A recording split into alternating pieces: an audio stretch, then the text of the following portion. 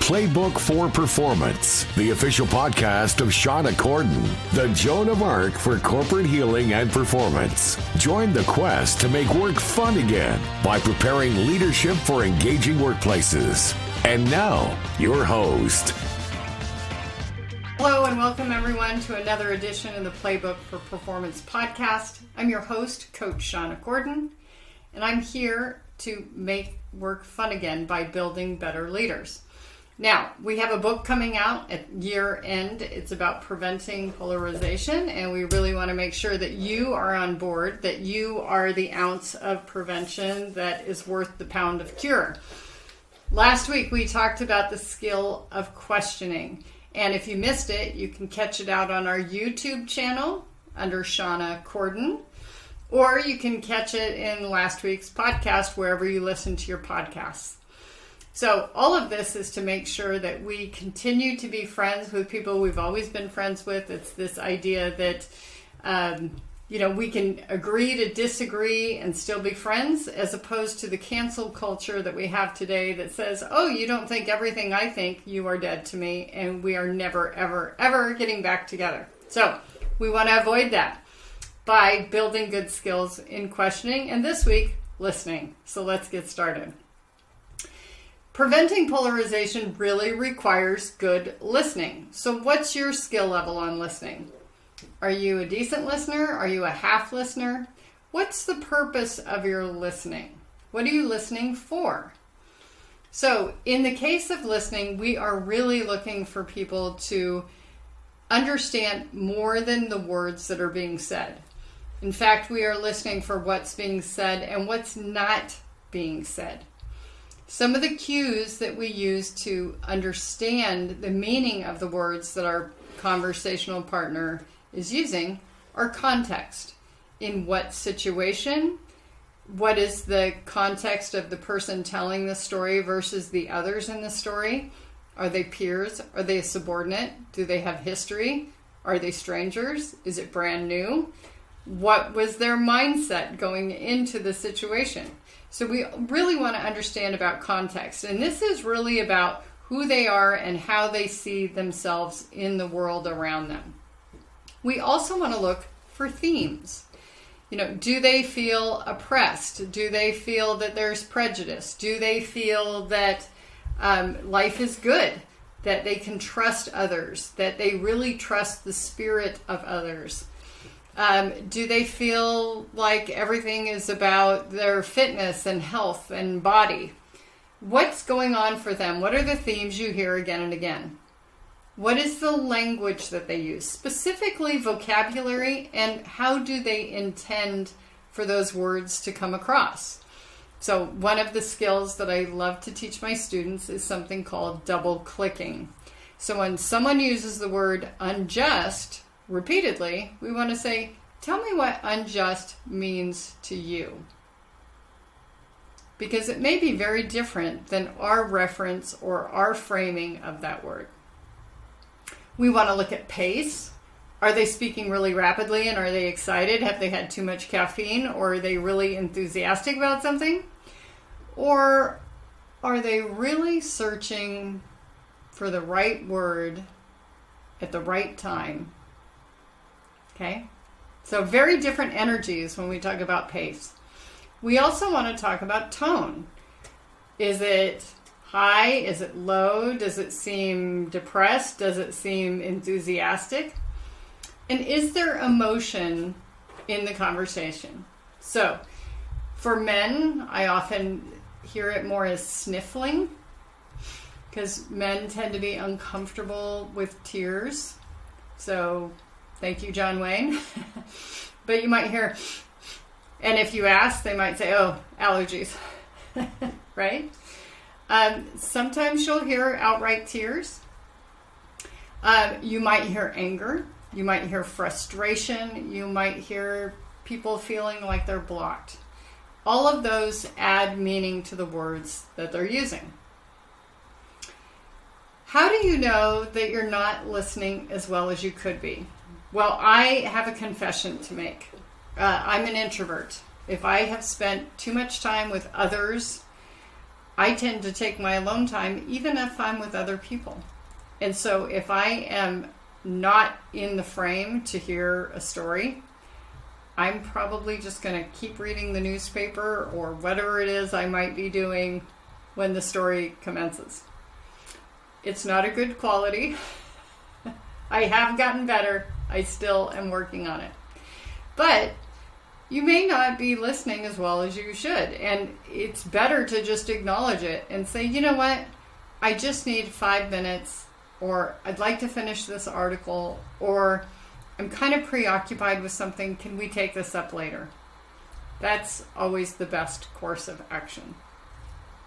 Some of the other cues that you might hear that you're not listening as well as you could be is if you already know the next question you want to ask before your partner's done speaking. So in that case, really you're just waiting for your turn to talk. Okay. Another clue is if you interrupt. And I was taught this by a fellow coach. I think it's very wise. It is this idea that when you are interrupting someone, it's suggesting what you have to say is more important, or you are more important than they are. Which that was kind of a tough pill to swallow, because I did tend to get excited and interrupt sometimes when a client was going on in a case where I felt like I didn't need to understand the story. I just needed to move them forward. So if you're interrupting, that's what you're suggesting. The partner to that is finishing others' sentences. So when we finish others' sentences, we might think that, hey, that's really cute. We know them so well. We know exactly what they intended. But really it means that you don't trust that they can come up with a word. And again, that was another pill that's tough for me to swallow. Sometimes my husband will come in the room and he'll start talking about something and I'll go, oh, you mean this and this? And he hasn't mentioned that topic yet, but I know that it's something that has been on his mind. And it would be far better for me to allow him to finish his sentence rather than jump in and finish it for him. So that can suggest we're not listening. So what are the situations that cause us not to listen as well? Well, sometimes we're tapped out. We're burnt out from the day. We have exceeded our capacity to pay attention. And as we've talked about in previous podcasts, sometimes it is fatigue in general. We talk about decision fatigue. We talk about fatigue. But it is this idea that my attention span is tapped out. And really the best course of action at this point is to say, can we take this up another time if at all possible? The other thing I would suggest is if you're in a time-driven situation, you have to make a decision in a meeting, you need to sign a contract, you need to do something like that, just to take a 5-minute break. That might mean going outside for a moment, getting some fresh air, taking a walk down the hall, having a glass of water. All of those things can really help kind of as a mini vacation, really restore us so that we can pay the best attention possible in that moment when we're already tapped. So, homework for this week. We really want to practice listening. So as you know, if you've listened to the podcast or watched our YouTube channel for a while, you know that with coaching, it's different than a friend conversation in that we ask you to take action. We want you to hold yourself accountable to develop and learn and grow. So we always have Fieldwork because coaching without action is just entertainment. It was a pleasant way to spend some time. So practice listening with a colleague.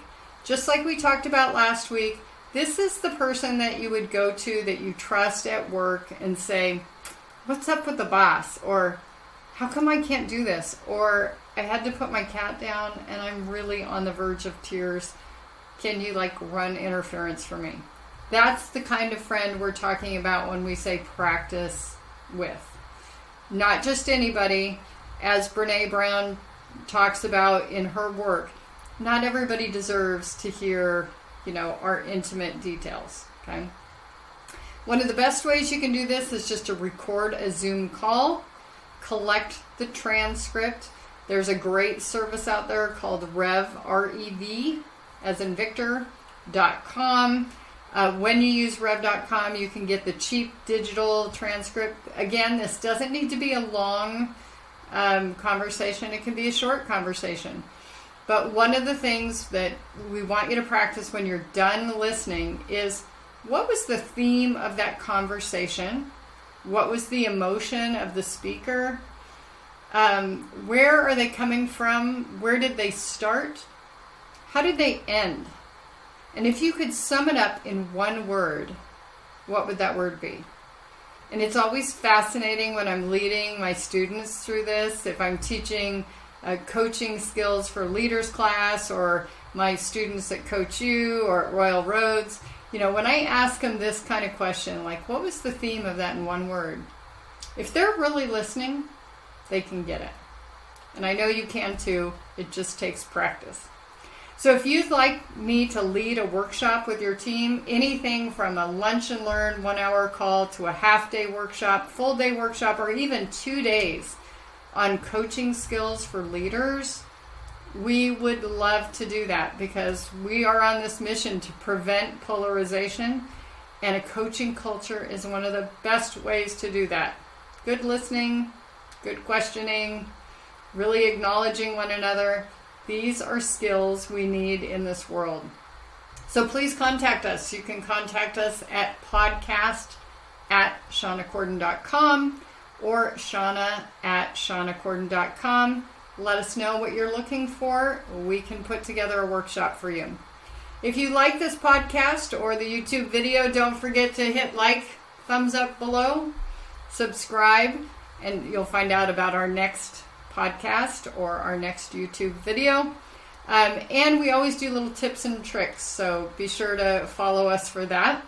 Next week, we are going to be talking about scary outcomes from polarization. Last year, we did a Halloween-themed 10 scary things that bad managers do. So we thought we'd play with the theme. We're going to do a little bit more of that. We're going to have to probably double up this week to get it all in. But until that time, take good care.